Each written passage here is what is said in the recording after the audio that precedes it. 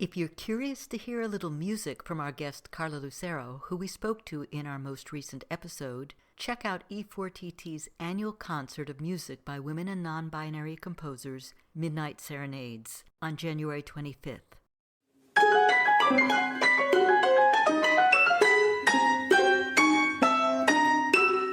Welcome to For Good Measure, an interview series celebrating diverse composers and other creative artists, sponsored by a grant from the California Arts Council. I'm Nanette McGuinness, Artistic Executive Director of Ensemble for these times. In this week's episode, we continue our conversation with Angélica Negrón, who we spoke to in November 2021. Thanks so much for making the time to talk to us. You started out on a number of instruments and have said, I didn't even know you could write new music. Could you tell us about your path to becoming a composer? I started playing piano when I was young, around 7, and I would mostly play the songs from Disney musicals, like Little Mermaid, Aladdin, and a little bit of classical, but just mostly those Disney tunes. And then I started playing violin. I started the Conservatory of Music in Puerto Rico, which is where I was born and raised. And I played in orchestras my whole life, and I always loved the violin, but never saw myself as a concert violinist. But I just kept doing it because I really loved music. But I was really curious about the sounds around me and the environment, also really curious about the other instruments in the orchestra. But I just didn't know what that meant for me. I always played music by dead white men. And even though I obviously had a love for that music and I enjoyed playing it, there was always this kind of missing piece that my curiosity as a person was not really being fulfilled in the music I was making. So I started playing music in bands, mostly very active in the DIY scene in San Juan, in Puerto Rico, and started making my own music while I was also studying violin. And then around that same time, I started studying film in the University of Puerto Rico. That's where I met a lot of my friends that I was making music with. And through films, I discovered film music. And then through film music, I discovered the music of living composers. At the same time, also, I was listening to a lot of Bang on a Can records, Kronos Quartet, just a lot of discoveries of things that were really important for me as an artist.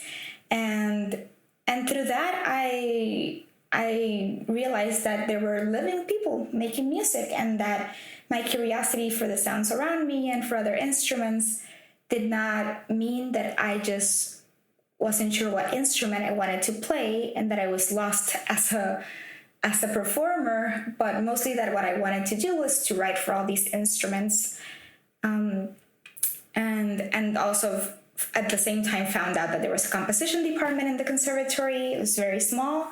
It was all male at that time, so I joined the composition department. I switched from violin to composing, and that was it. I kind of never looked back after that.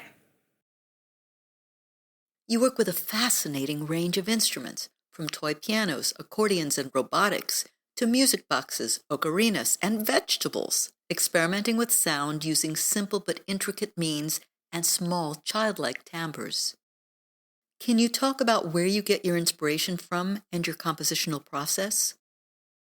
I'm really inspired by whatever is around me, my family, my friends, my students, people I don't know, nature, sounds from nature, and how they're connected to a specific place and memory and time.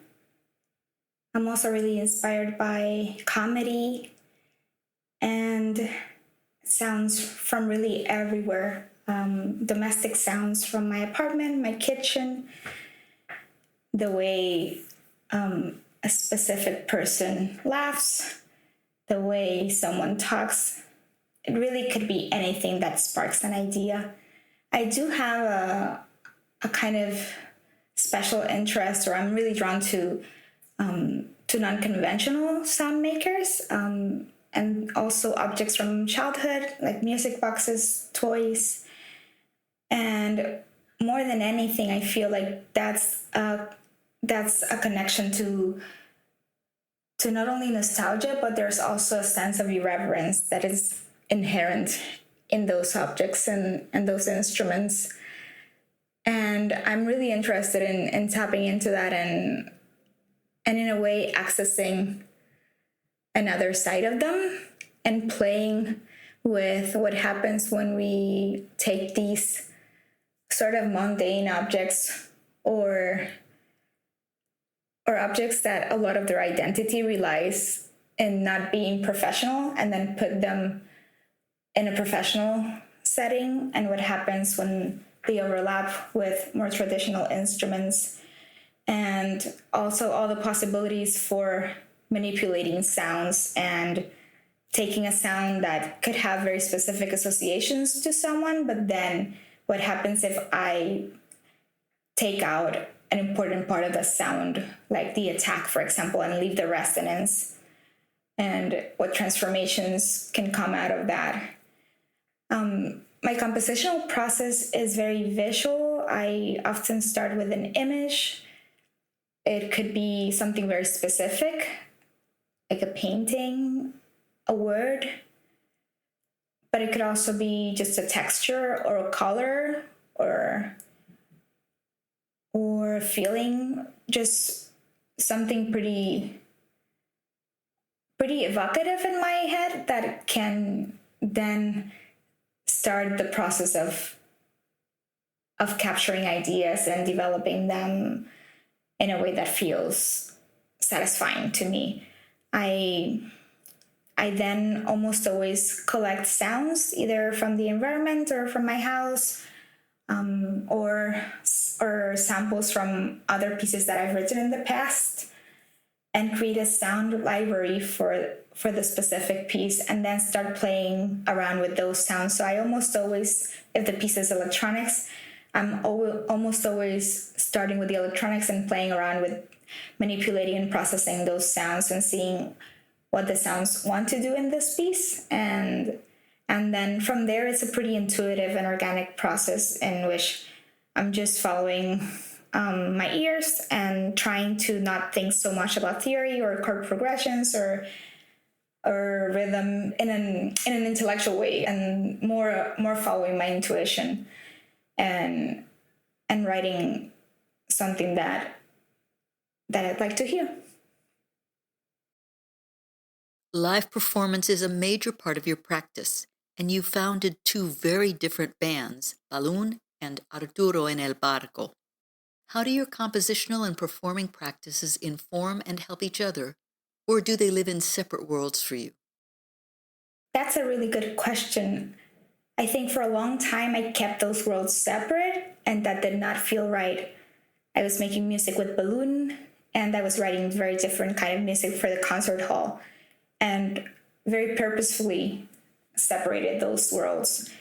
And I would say about 12 years ago, I started not caring so much about that and about putting things in separate containers and just being more fluid and embracing the totality of who I am as an artist as my true self. And that was really liberating. So I right now don't think about those distinctions. They pretty much all live together in the same part of my brain.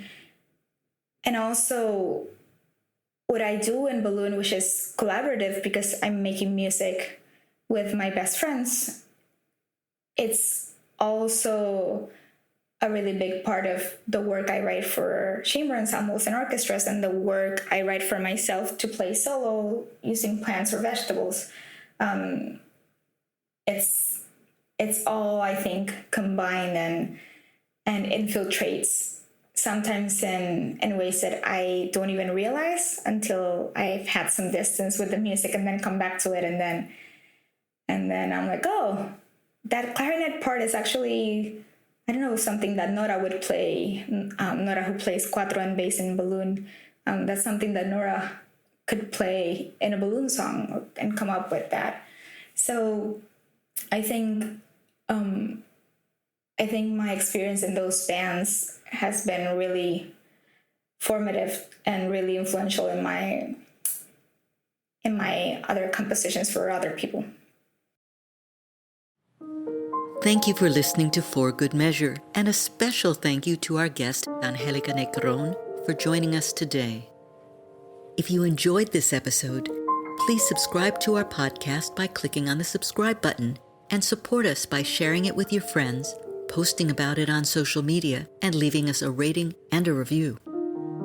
To learn more about E4TT, our concert season online and in the Bay Area, or to make a tax-deductible donation, please visit us at www.e4tt.org. This podcast is made possible in part by a grant from the California Arts Council and generous donors like you. For Good Measure is produced by Nanette McGuinness and Ensemble for These Times and designed by Brennan Stokes, with special thanks to audio engineer extraordinaire Stephanie Neumann. Remember to keep supporting equity in the arts and tune in next week for Good Measure.